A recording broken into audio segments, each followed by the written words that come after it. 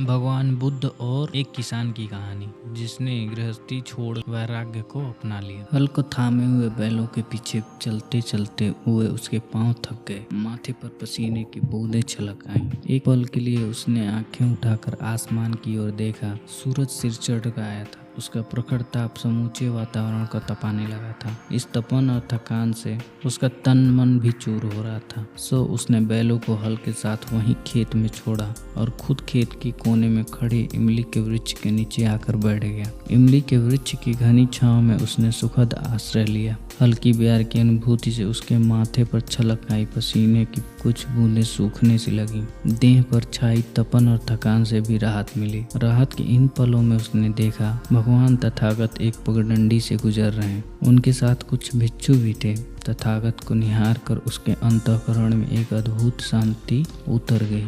भगवान का शांत एवं प्रसाद पूर्ण व्यक्तित्व उसके समूचे अस्तित्व में व्याप्त हो गया। न जाने क्यों उन्हें देखकर इसे अनूठी तृप्ति मिली थी। खेतों की जुताई और निराई गुड़ाई अथवा सिंचाई करते समय प्राय रोज ही उसे भगवान के दर्शन होते थे। उन्हें देखते ही वह अपना काम रोककर खड़ा हो जाता था और 2 क्षण उन्हें आंख भर कर देख लेता था, फिर अपने काम में जुट जाता।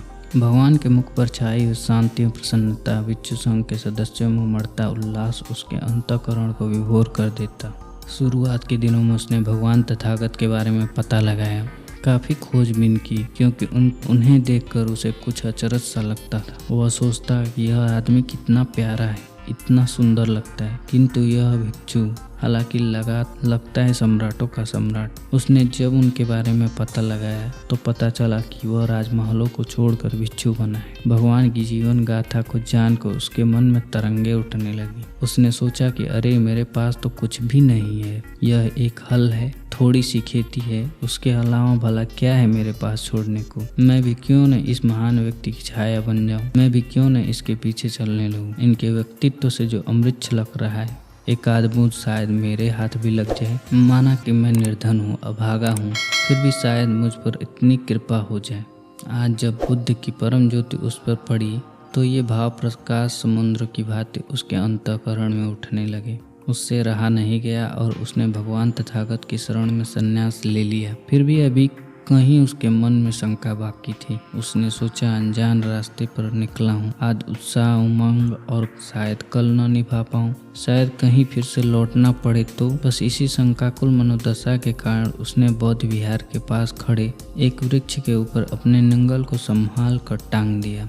अतीत से संबंध तोड़ना इतना आसान तो नहीं। यादों की चुभन रह रह कर उसकी एहसास कराती रहती है। संन्यास लेने के बाद कुछ दिनों तो वह बड़ा प्रसन्न रहा, लेकिन फिर चारों ओर से उसे उदासी घेरने लगी, क्योंकि जब भगवान कहते हैं ध्यान करो तो उसे केवल अपना हल नंगल नजर आता था। जब वह कहते तुम अपने भीतर जाओ तो वो सोचता कि आखिर वो कहाँ की झंझट, कहाँ जाना है भीतर, क्या है भीतर, हर तरफ तो अंधेरा अंधेरा नजर आता है। उसने लगा कि अजीब झंझट है यह, इससे तो तभी अच्छा था जब अपना हल चलाते थे, कम से कम 2 रोटी कमा तो लेते थे। अब तो वह भी गई। इस उदासी और वैराग्य में वैराग पैदा हो गया, वैराग्य से वैराग्य पैदा हो गया। इस विराग से वैराग की भाव दशा में वह अपने हल नंगल को लेकर पुनः खेती बाड़ी करने के विचार से वृक्ष के नीचे गया, किंतु वहां पहुंचते ही अपनी मूर्ता दिखी। उसने वृक्ष के नीचे खड़े होकर ध्यानपूर्वक अपनी स्थिति को निहारा कि मैं यह क्या कर रहा हूँ। बोध होते ही उसने भूल समझ में आई।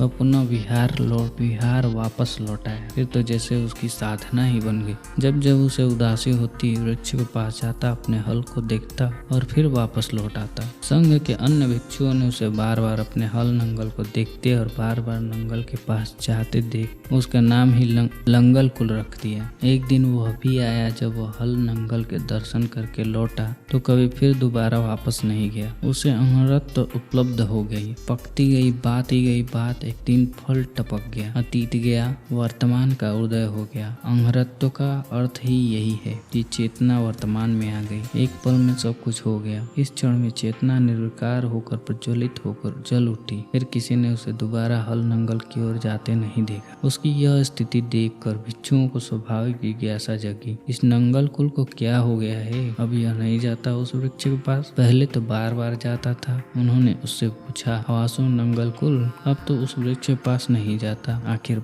क्या बात है। भिक्षुओं की बात सुनकर नंगल कुल हंसा और बोला, जब तक आसक्ति रही अतीत से जाता था, जब तक संसर्ग रहा तब तक गया। अब वह जंजीर ही टूट गई, अब मैं मुक्त हो गया। यह सुनकर कुछ भिक्षु ईर्ष्या में जल उठे, उनसे रहा नहीं गया। उन्होंने भगवान से शिकायत के लहजे में कहा, भंते यह नंगल कुल झूठ बोलता है, यह अहंरत्व प्राप्ति की घोषणा कर रहा है। यह कहता है कि मैं मुक्त हूँ। भिक्षुओं की इस शिकायत पर भगवान करुणार्थी हो उठे। उनके नेत्रों से करुणा की ज्योति बरस उठी। उन्होंने बड़े ही स्नेह शक्ति स्वर में कहा, भिक्षुओं, मेरे उस पुत्र ने अपने आप को उपदेश देकर प्रज्वलित होकर कृत्य को पूर्ण कर लिया। उसे जो पाना था उसने पा लिया है और उसने जो छोड़ना था वो छोड़ दिया। वह निश्चय ही मुक्त हो गया है। ऐसा कहते उन्होंने दो गाथाएं कही। अतना चोदयंतान परिवासे तमक्तना सो अतः गुतोस्तीमा सुखम भिक्खु वहाहसि ताहि